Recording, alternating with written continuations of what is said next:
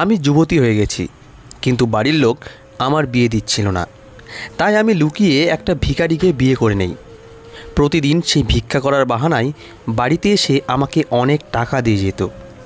একদিন বাড়ি ফাঁকা পেয়ে তাকে ভিতরে ডেকে নিলাম। এরপরে সে তার প্যান্ট খুলে এমন একটা জিনিস বের করলো যা দেখে আমার অন্তরাত্মা কেঁপে উঠল।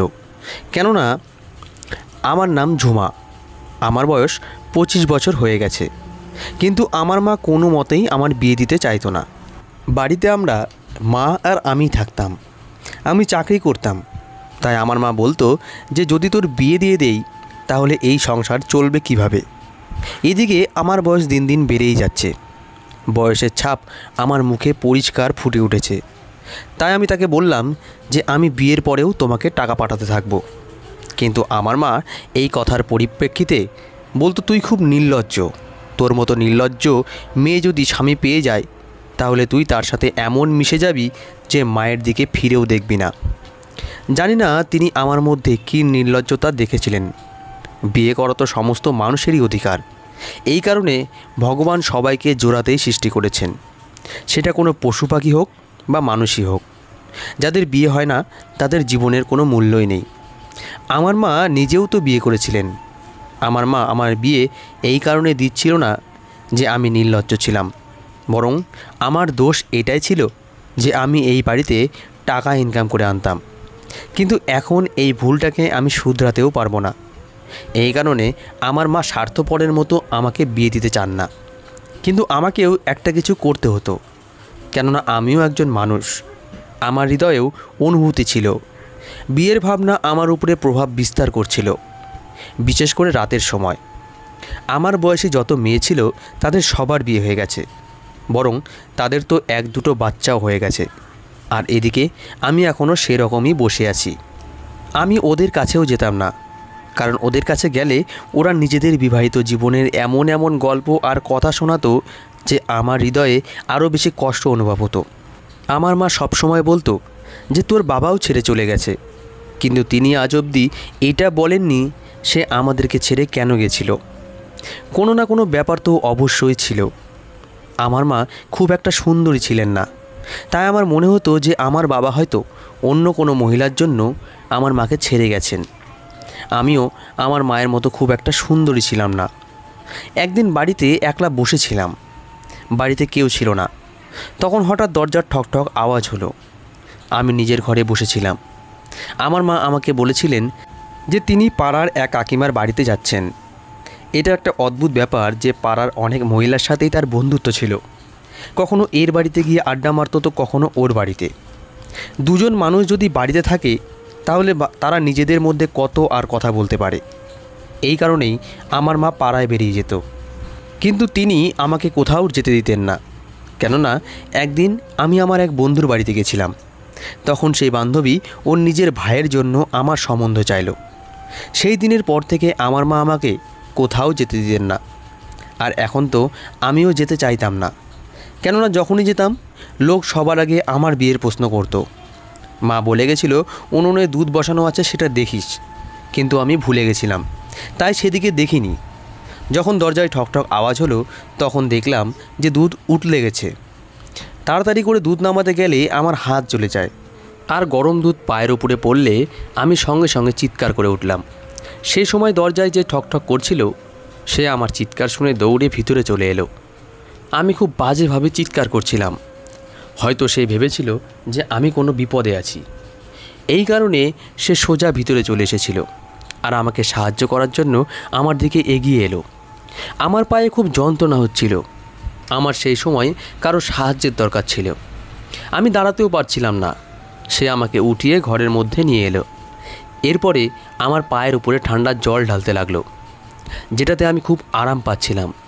কিন্তু যখন আমি তাকে দেখলাম তখন আমি হতবাক হয়ে গেলাম। সে আর কেউ নয়, বরং একজন ভিখারি। কিন্তু তাকে ভিখারি বলা সম্পূর্ণ ঠিক হবে না।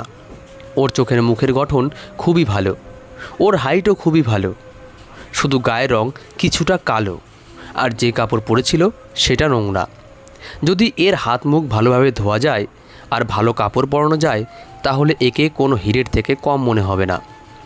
আমি হঠাৎ করে ওর দিকে তাকিয়ে নিজের হাত পিছনে করে নিলাম আর বললাম, তোমার হিম্মত কিভাবে হলো ভেতরে আসার? তুমি আমাকে স্পর্শ করেছো কিভাবে? সেই লোকটা বলল যে আমি এখানে ভিক্ষা চাইতে এসেছিলাম, কিন্তু আপনার চিৎকারের আওয়াজ শুনে আপনাকে সাহায্য করতে চলে আসি। আজকাল ভালো মানুষের তো কোনো কদরই নেই।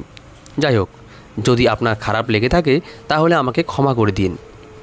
আমি হয়তো বলতে বলতে বেশি বলে ফেলেছিলাম, যদিও সে আমার সাহায্য করেছিল। যদি সে আমাকে সময় মতো না উঠাতো তাহলে হয়তো আমি সেখানেই পড়ে থাকতাম, কেননা পা জ্বলার কারণে আমি উঠতে পারছিলাম না।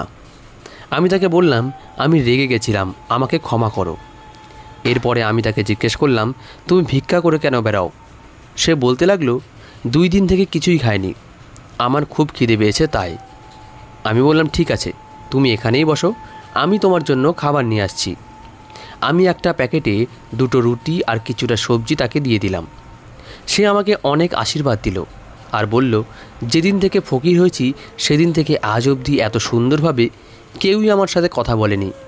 লোকেদের এমন এমন কথা আর ব্যবহার দেখেছি যে মনুষ্যত্বের ওপর থেকে বিশ্বাসই উঠে গেছে। সেই সময় আমি বুঝতে পারিনি যে সে এটা কেন বলল। ফকির হয়েছি, সে তো ছিল ভিখারি, তার বাবাও হয়তো ভিখারি ছিল, তাই তো এও এই কাজ করছে। আপনাকে অনেক ধন্যবাদ। আমি বললাম, কোনো ব্যাপার না, তুমিও তো আমার অনেক সাহায্য করেছো। সে বলতে লাগলো, হ্যাঁ, আপনার মতো এত সুন্দরী মেয়েকে এই অবস্থায় দেখে আমি কিভাবে ফেলে রাখতে পারি? আপনি সত্যিই খুব সুন্দরী, আর আপনার পা সবচেয়ে বেশি সুন্দর, কিন্তু আফসোস আপনার পা জ্বলে গেছে। আজ অবধি কেউই কখনো আমার প্রশংসা করেনি।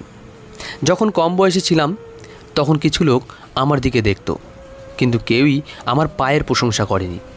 সে কথায় কথায় আমার প্রশংসা করছিল, আর আমার তার প্রশংসা খুব ভালো লাগছিল। এরপরে সে বলতে লাগলো, আমার সাথে একটা বুড়ো ভিখারি ভিক্ষা করে, যে মাঝে মাঝে একটা মলমও বিক্রি করে। আমি আপনার জন্য নিয়ে আসবো, যদি সেটা জলা জায়গায় লাগান তাহলে তাড়াতাড়ি ঠিক হয়ে যাবে। আমি বললাম, ঠিক আছে, কিন্তু তুমি এলে এই সময়ই এসো, কেননা এই সময় আমার মা বাড়িতে থাকে না। যদি সে তোমাকে আমার সাথে দেখে নেয় তাহলে তোমাকে উল্টাপাল্টা বলে দেবে আর আমাকেও গালমন্দ করবে। সে তার নাম আনন্দ বলল। এরপরে সে আরও বলল, আপনি চিন্তা করবেন না, আমি আপনার জন্য কোনো সমস্যার কারণ হব না। এটা বলেই সে চলে গেল। তার কথাবার্তা শুনে তাকে একদমই ভিখারি মনে হচ্ছিল না, কত অনায়াসে সুন্দরভাবে কথা বলছিল। পরের দিনও সে সেই সময়ই এলো, আর আজকে আমার জন্য মলম নিয়ে এলো। সে বলল, আমি নিজেই আপনার জলা জায়গায় মলম লাগিয়ে দিচ্ছি। না জানি কেন এই লোকটার থেকে আমার খুবই নিজস্বতা অনুভব হচ্ছিল। সে আমার কত খেয়াল রাখছিল। সে একজন ভিখারি লোকের কাছে ভিক্ষা চাইতো। কিছু লোক ওকে দিত, কেউ দিত না। তাদেরকে মানুষ কুকুরের মতো অবজ্ঞা করে, কিন্তু এই লোকটা আমার জন্য দ্বিতীয়বার এলো, আর সঙ্গে ওষুধও নিয়ে এসেছে। আবার নিজের হাতে করে আমার পায়ের উপরে সে ওষুধ লাগিয়ে দিচ্ছে। হয়তো প্রথমবার এভাবে কেউ আমার খেয়াল রাখছিল। আমার এই জিনিসটা নিয়ে কোনো অসুবিধা ছিল না যে সে একজন ভিখারি।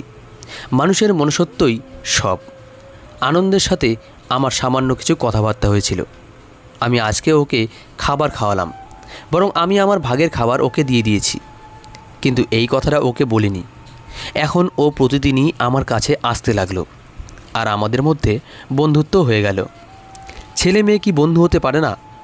আমার মনে হয় না ওর মনে এরকম কোনো কিছু ছিল, আর না তো আমার মনে। এখন আমার এভাবেই প্রতিদিন দেখা করতে লাগলাম।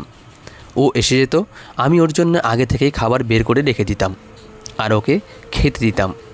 যদি কখনো নিজেদের জন্য ভালো কিছু রান্না হতো তাহলে ওকেও দিতাম, কিন্তু যদি মা কারোর বাড়িতে যেত তাহলে আমি ওকে ঘরের মধ্যে ডেকে নিয়ে কথা বলতাম, খাবারও একসাথেই খেতাম।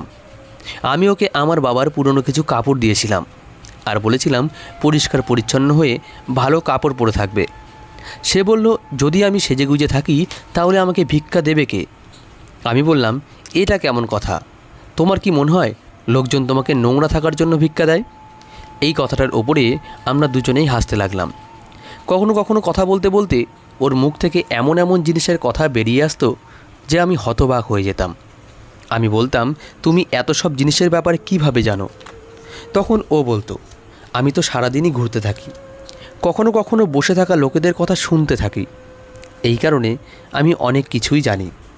এর মানে হলো ওর কাছে অনেক জ্ঞান আছে আর ওর কাছে অনেক কিছুর খবরও আছে। আমাদের বন্ধুত্ব গভীর থেকে গভীরতর হতে লাগলো আর ধীরে ধীরে এই বন্ধুত্ব একদিন ভালোবাসায় বদলে গেল। ও আমাকে বলল, তোমার এখনও বিয়ে হয়নি কেন? তোমাকে তো খুব বুদ্ধিমান মেয়ে মনে হয়। আমি বললাম, আমি সামনে 26 বছরের হয়ে যাব, কিন্তু না জানি কেন আমার মা আমার বিয়ে দিতে চায় না। তিনি বলেন যে পুরুষ ধোঁকাবাজ হয়, তারা বিয়ের পরে ছেড়ে চলে যায়, এই কারণেই তিনি আমার বিয়ে দিতে চান না। আমার মা বলেন, তুই ভাবিস না যে আজ নয়তো কাল আমি তোর বিয়ে দিয়ে দেব। আমি তোর বিয়ে কখনোই দেব না। আর আমার মায়ের কাছে বিয়ে দেওয়ার মতো টাকাও নেই, আর বিনা যৌতুকে বিয়ে কীভাবে হবে? তখন আনন্দ বলল, কিছু লোক এমনও আছে যাদের যৌতুক নিয়ে কোনো মাথা ব্যথা নেই। আমি বললাম, এই রকম লোক কোথায় আছে? ও বলতে লাগলো যে এরকম একজন তো আমার সামনেই বসে আছে। আমি বললাম, কিন্তু তুমি তো ভিখারি। এরপর আমি মনে মনে ভাবতে লাগলাম, ও খুবই ভালো মানুষ, কিন্তু আমি ভিখারিকে বিয়ে কিভাবে করতে পারি? যদি আমার মা মেনেও নেয় তাহলেও এটা সিদ্ধান্ত ভালো হবে না। এরকম কে করে? আনন্দ বলল, কী এত চিন্তা করছো? আমার কথা শোনো, আমি তোমাকে কথা দিচ্ছি যে তুমি পস্তাবে না। আমার উপরে ভরসা করো। ও কিভাবে বলছে যে তুমি পস্তাবে না? অবশ্যই আমাকে পস্তাতে হবে। ও একজন ভিখারি, সারা জীবন লোকেদের কাছে ভিক্ষা করে চলে। ও নিজের সংসার চালাতে পারবে না। আমি ওর কথার কোনো জবাব দিইনি। এরপরে ও এটা বলে চলে গেল যে তোমার চুপচাপ থাকাটাকে তোমার না মনে করে এখান থেকে যাচ্ছি, আর কখনোই আসবো না। কিন্তু রাতের বেলা ওর ব্যাপারে চিন্তা করতে লাগলাম, ওকে মনে করতে লাগলাম। আমি আমার মাকে জিজ্ঞেস করলাম, তুমি আমার বিয়ে কেন দিচ্ছ না?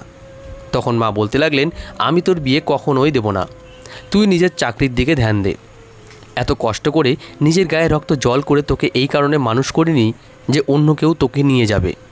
আর এমনিতেও পুরুষের কি ভরসা, তারা যে কোনো সময় তোকে ধোকা দিয়ে চলে যাবে। আমি মাকে বললাম, দুনিয়ার সমস্ত পুরুষ একরকম হয় না। তোমার বাবা ভাইও কি এরকম ছিল?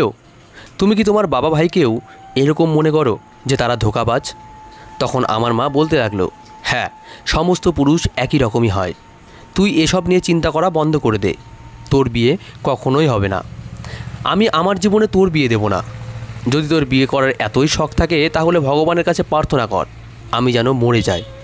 আমি মাকে বললাম, এটা তুমি কেমন কথা বলছো? আমি এরকম কেন চাইবো? যখনই আমি মায়ের সঙ্গে এই ধরনের কথা বলতাম তখন সে আমাকে এই রকমই জবাব দিত। আমি বুঝতে পেরেছি যে আমার মা কখনোই আমার বিয়ে দেবেন না, কিন্তু আমি এটাও চাই না যে আমার মায়ের কিছু হয়ে যাক। যাই হোক, 2 দিন হয়ে গেল আনন্দ এলো না। আমি খুব টেনশনে পড়ে গেলাম। না জানি কেন ওর সমস্ত কথা আমার মনে পড়ছিল। ও যেরকমই হোক, কমপক্ষে নিজের কথাই তো পাক্কা ছিল, আর আমাকে ভালোবাসতো। ভাবতে লাগলাম, আমাকে কখনো কি কোনো বড় লোক যাদের বাড়ি বড় গাড়ি আছে তারা ভালোবাসবে? কিন্তু আমি তো হৃদয় থেকে কারো ভালোবাসা পেতে চাইতাম না, তাই না? খুবই ভাগ্যবান তারা যারা সহজেই ভালোবাসা পেয়ে যায়। আর যখন তারা ভালোবাসা পেয়ে যায় তখন সব কিছুই ঠিক হয়ে যায়। আমার যত বান্ধবীর বিয়ে হয়েছিল তারা শুধু সম্পত্তি দেখেই বিয়ে করেছিল, কিন্তু ওদের মধ্যেও কেউই খুব বেশি সুখী ছিল না। কেউ বলতো যে আমাকে সময় দেয় না, কেউ বলতো আমাকে বোঝার চেষ্টা করে না, তো কেউ বলতো যে ওর অন্য কারোর সাথে চক্কর আছে। আমি কি আনন্দের মতো ভালোবাসা অন্য কারোর থেকে পেতে পারি? এখানে তো কোনো অপশন আছে বলে মনে হচ্ছে না। 4 দিন পরে আমি আনন্দকে দূর থেকে দেখতে পেলাম। ও রাস্তার উপরে দাঁড়িয়ে কিছু একটা করছিল। আমি আমার ঘর থেকে বের হয়ে ওকে গিয়ে থামালাম। ও আমার সাথে এমন ব্যবহার করলো যেন আমাকে চেনেই না। এমন মনে হচ্ছিল যে সে যেন কোনো বাদশা আর আমি তার কাছে ভালোবাসার ভিক্ষা চাওয়ার জন্য দাঁড়িয়ে আছি। ও আমাকে বলছিল, মাপ করো, আমার কাছে দেওয়ার মতো কিছুই নেই। আমি ওকে বললাম, এই রকম কেন করছো? তখন ও বলতে লাগলো, আপনার আমার থেকে দূরে দূরে থাকা উচিত। আপনি একটা শিক্ষিত মেয়ে, আপনার সাথে আমার এমনিতেও কোনো সম্পর্ক থাকতে পারে না। আমি বললাম, তুমি তো খুবই রেগে গেছো, তুমি কি আমাকে ভাবার সময় দিতে পারবে না? ও আমার দিকে অবাক হয়ে তাকালো। আমি বললাম, আমি তোমাকে বিয়ে করার জন্য রাজি আছি, কিন্তু তোমাকে আমার কাছে প্রতিজ্ঞা করতে হবে যে তুমি সব সময় আমাকে খুশি রাখবে, সারা জীবন আমাকেই ভালোবাসবে, কখনো বদলাবে না।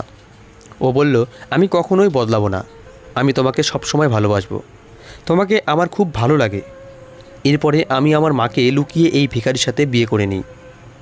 এখন সেই ভিখারি আমার স্বামী। ও প্রতিদিন আমাদের বাড়িতে আসতো। আমি লুকিয়ে লুকিয়ে খাবার আর যা কিছু নিজের জন্য রেখেছিলাম ওকে দিয়ে দিতাম। কখনো ওকে কাপড় দিতাম, কখনো কোনো জিনিস। আমি ওকে কখনো কখনো কিছু টাকাও দিয়ে দিতাম। আমি বললাম যে আমি ইনকাম করে তোমাকে টাকা দেব, তুমি সেটা দিয়ে কোনো ব্যবসা শুরু করো। যদিও আমরা স্বামী স্ত্রী ছিলাম, কিন্তু একে অপরকে কাছে পাওয়ার জন্য ছটপট করতে থাকতাম। কেননা আমরা একে অপরের কাছে বসে কথা বলতে পারতাম না, এক ঘরে থাকতে পারতাম না, একে অপরকে দূর থেকেই দেখতাম। এটা আমাদের একে অপরের খুব অদ্ভুত লাগতো। যখন বিয়ে হয়ে যায় তখন হৃদয়ের আকাঙ্ক্ষা বদলে যায়। আমাদের সাথেও এইটাই হচ্ছিল, আর ওর সাথেও হচ্ছিল। একদিন সেরকমই কিছু হলো যাতে আমি অবাক হয়ে থেকে গেলাম। একদিন আনন্দ বাড়িতে এলো, আর ও নিজের ঝোলা থেকে আমাকে কিছু বের করে দিল, যেটা থেকে আমার পায়ের নিচ থেকে মাটি সরে গেল। কেননা ওর হাতে 1000 টাকা ছিল। আমি ওকে বললাম, এই টাকা তুমি কোথা থেকে নিয়ে এসছো? তখন ও বলতে লাগলো যে আমাকে টাকা দেওয়ার দরকার নেই, বরং আমি তোমাকে টাকা দিতে থাকবো। এখন তুমি আমাকে জিজ্ঞেস করো না এটা কোথা থেকে এনেছি, কিন্তু আমি প্রতিদিন এরকমই টাকা নিয়ে আসবো। তুমি এই টাকাগুলোকে গুছিয়ে রাখবে, এটা পরে আমাদের কাজে লাগবে। আমি ওকে বললাম, তুমি কোনো খারাপ কাজ করছো না তো? তখন ও বলতে লাগলো যে আমি ভিখারি, এর থেকে খারাপ আর কী কাজ হতে পারে? চিন্তা করো না, আমি কোনো খারাপ কাজ করছি না। ও প্রতিদিন অনেক টাকা নিয়ে এসে আমাকে দিত, আর আমাকে খুব ভালোবাসতো। একদিন মা ওকে দেখে নিল আর বলল, এই ভিখারি, তোর কোনো কাজ নেই, প্রতিদিন এই বাড়িতে ভিক্ষা করতে আসছিস? তোকে কেউ বলেছে নাকি যে আমরা অনেক বড় লোক? আমাদের কাছে এমনিতে কিছুই নেই, যা এখান থেকে। সেই দিন আমার দূর সম্পর্কের মাসিও আমাদের বাড়িতে এসেছিল, তাই আমি তাদের সামনে কিছুই বলতে পারিনি।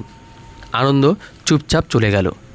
আমার খুব খারাপ লেগেছিল, কিন্তু আমি কিভাবে বলতাম যে যাকে তারা ভিখারি মনে করে তাড়িয়ে দিচ্ছে সে আমার স্বামী, এই বাড়ির জামাই। যাই হোক, আমার স্বামী এখান থেকে চলে গেল। আমার মাসি এমন একটা কথা বলল যেটা শুনে আমার পায়ের নিচ থেকে মাটি বেরিয়ে গেল। আমার মাসি বলল যে তোর মেয়ের এত বয়স হয়ে গেছে, এখনও অবধি এর জন্য কোনো সম্বন্ধ আসেনি। আমার মনে হচ্ছে আমাকেই কিছু করতে হবে। মা বলল, তুই কি করবি? তোর মনে চলছেটা কি? এরপরে মাসি বলল, এর বিয়ে আমার বড় দেওরের সাথে দিয়ে দিই। এ কথা শুনে আমার মায়ের হাত থেকে সবজির গামলা মাটিতে পড়ে গেল। মা বললেন, তোর লজ্জা করছে না এরকম যুবতী মেয়ের জন্য তোর বুড়ো দেওরের কথা বলতে? তোর দেওর সেই লোক যে নিজের প্রথম স্ত্রীকে ডিভোর্স দিয়ে দিয়েছে, আর তার বাচ্চাও আছে। তখন মাসি বলল, তাতে কী হয়েছে? তোর মেয়ের মধ্যে বা কী এমন স্পেশাল আছে? দেখতে শুনতে তো এমন আহামরি কিছুই না। বিএ পাশের ডিগ্রি তো কী হয়েছে? আর কতই বা ইনকাম করে মাসে? এই 10 বা 15,000 হবে। ওর আগের স্ত্রী এত বাজে ছিল যে ওকে ডিভোর্স দিতে হয়। কিন্তু এ তো আমার বাড়ির মেয়ে। মনে কর এ নিজের এক বাড়ি থেকে বেরিয়ে দ্বিতীয় বাড়িতে যাচ্ছে।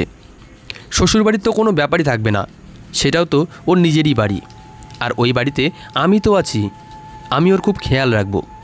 আমার মা এমনিতে তো খুব রেগেছিল, কিন্তু এরপরে আমার মাও চিন্তায় পড়ে গেল। আমার মাসি বলল, এই ঘর তোরা তো ভাড়াতে থাকিস, তুইও আমাদের সাথে চল। আমার স্বামীও এই দুনিয়াতে নেই, দুজনে একসঙ্গে থাকবো। এতে কত ভালো হবে। তোকেও নিজের মেয়ের থেকে দূরে থাকতে হবে না, সবসময় তোর চোখের সামনেই থাকবে। আর যৌতুকের কোনো ব্যাপারই নেই। এই বাড়িতে যা কিছু আছে সেই সমস্ত জিনিস নিয়ে আমার ওখানে চলে আয়। মাসি তো যেন কোনো জাদুগরিনী ছিলেন। তিনি এক মন্ত্রেই আমার মায়ের হৃদয় ঘায়েল করে দিলেন।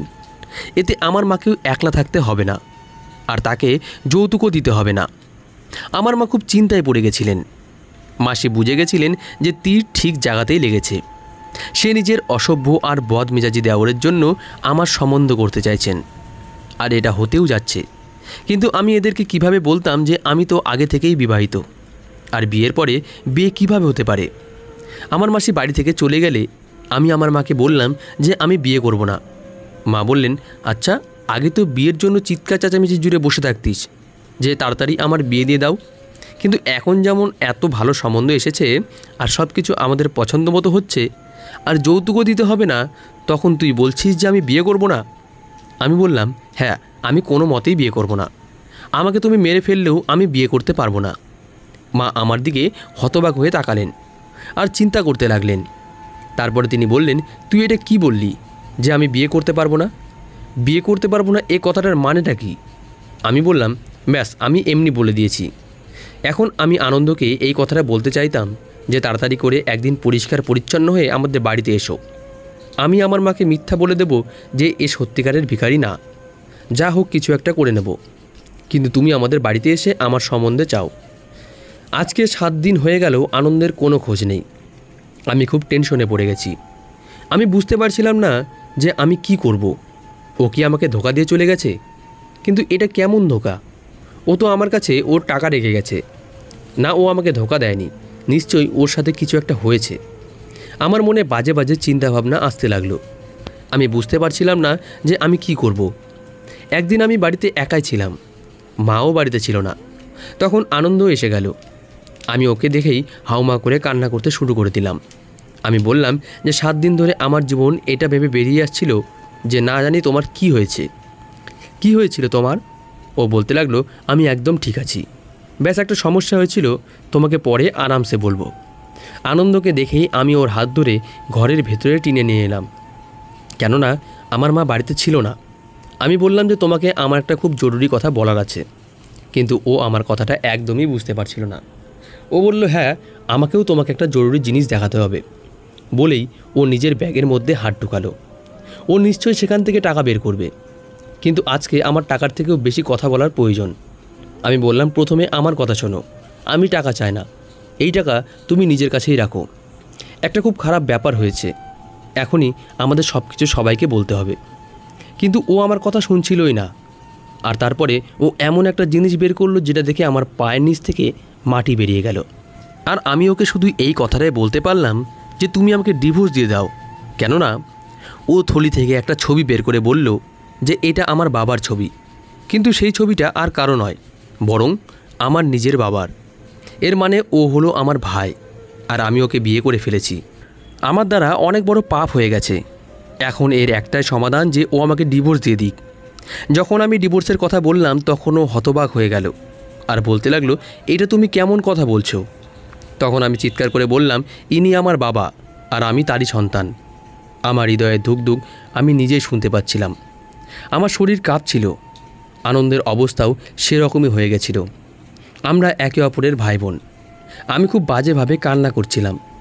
আনন্দ বলল, চলো আমার সাথে, বলে আমাকে আমার বাবার কাছে নিয়ে গেল। যখন আমি আমার বাবাকে দেখলাম তখন আবারও হাওমাও করে কান্না করতে করতে তাকে জড়িয়ে ধরতে চাইলাম, কিন্তু বাবা আমাকে হাতের ইশারায় থামিয়ে দিলেন আর বললেন, এই মেয়েটা কে আর এখানে কি করছে? আনন্দ ফকির ছিল না, বরং ও ফকির হওয়ার নাটক করছিল, কারণ ও একজন সরকারি গোয়েন্দা। বাবাকে দেখে আমি ভাবুক হয়ে বললাম যে আমি তোমার মেয়ে। তখন সে বলল, তুমি আর আমার মেয়ে? এটা তোমাকে কে বলেছে তুমি আমার মেয়ে নও? আমি বললাম, আমি তোমার মেয়ে। তুমি আমাকে আর আমার মাকে ছেড়ে দিয়েছিলে, আর কখনো তুমি আমাদের দিকে ফিরেও তাকাওনি। এরপরে আমার বাবা আমাকে একটা এমন কথা বললেন যেটা শুনে আমার পায়ের নিচ থেকে মাটি বেরিয়ে গেল আর আমার মাথার উপরে আকাশ ভেঙে পড়ল। আমার বাবা বলল যে তোমার মায়ের সাথে আমার বিয়ে ঠিক হয়েছিল। আমরা দুজন একে অপরকে খুব ভালোবাসতাম, কিন্তু বিয়ের আগেই আমি জানতে পারলাম যে সে প্রেগনেন্ট আর তার পেটে অন্য কারো বাচ্চা।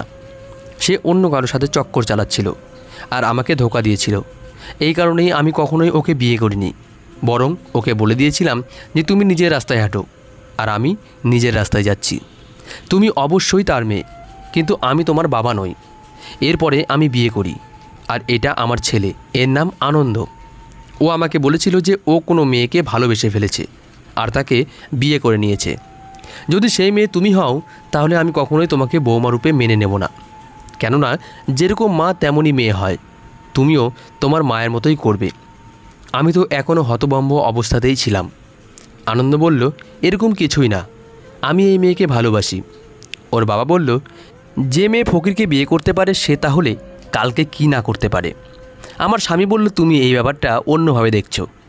আমি অন্যভাবে দেখছি।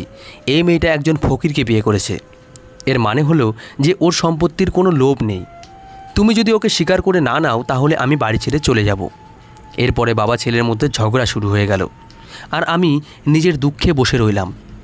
এরপরে আমাকে বাড়িতে পৌঁছে দিয়ে আনন্দ বলল যে আমি সম্বন্ধ নিয়ে আসব আর তোমাকে বিয়ে করে নিয়ে যাব। আমি আমার মাকে সব কিছু বলে দিলাম। তখন আমার মা আমার মুখের উপরে থাপ্পড় মারল আর বলল, তোর লজ্জা হয়নি আমার পেছনে এই সব কিছু করতে? তখন আমি আমার মাকে সব কিছু বললাম আর বললাম, তুমিও তো এটাই করেছিলে। আমার মা নিজের মাথা নিচু করে নিল। তুমি সারা জীবন আমাকে মিথ্যা বলেছিলে যে তোর বাবা আমাদেরকে ছেড়ে চলে গেছে। এখন তুমি আমাকে বলো যে আমাদের সত্যিকারের বাবা কে? আমার মা বলল যে সে এই দুনিয়াতে আর নেই। আমি বললাম, আমি তোমার মতো কোনো খারাপ কাজ কখনো করিনি। বিয়ে করেছি, তাও তাকেই যাকে আমি ভালোবাসি। এখন তোমাকে আমাকে বিদায় দিতেই হবে। আমার মা চুপ হয়ে গেল। সে কিছুই বলতে পারল না।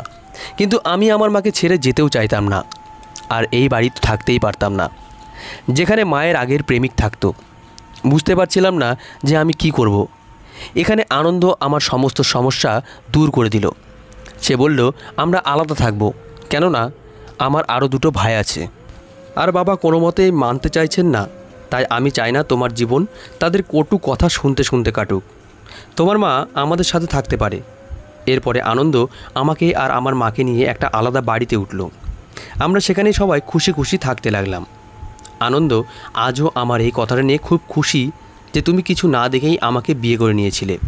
তুমি আমাকে ভালোবাসো, আর এটাই আমার জন্য গর্বের ব্যাপার। আজকের গল্পটি এই পর্যন্তই। ভিডিওটি কেমন লাগলো অবশ্যই কমেন্ট করে জানাবেন। ধন্যবাদ সবাইকে। ভালো থাকবেন।